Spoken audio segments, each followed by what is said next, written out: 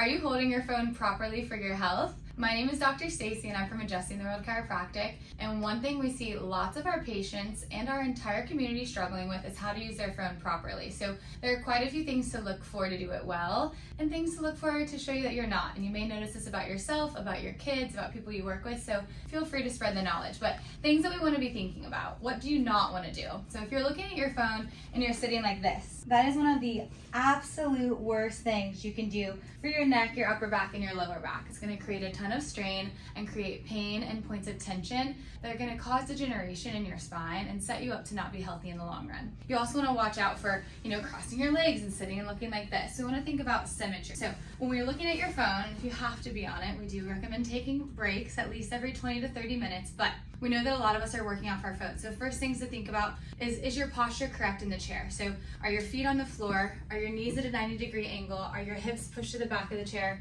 And then are your shoulders and head up above? So everything should be in alignment here, and then as we move down. Next, what you want to do is you want to bring the phone up to you. You're not taking yourself to your technology. So if I'm going to be using my phone for just a few minutes, I'll hold it here where I'm just checking. I'll use my hand to look through, but you can see that the phone is at eye level so that I'm not tempted to go here. If I need to be checking an email or maybe replying to something or something that I know will take me more time, I'm going to use my arms, push a little bit further back in the chair, prop my arms here, and then hold the phone with two arms. That way I can be a little bit more supported, but I'm still keeping the phone at eye level rather than changing my posture. Now, if your arms get tired, it's a pretty good sign you should take a break. It means you've been on your phone too long. You can also set little limits so that your phone will remind you when you've been on your phone too long. But definitely, if you find yourself sitting like this, or even worse, all the way over, that is gonna work against all the health goals that you have. So make sure you're bringing that phone up to eye level, change that habit for yourself and for anybody you love. We'll see you soon.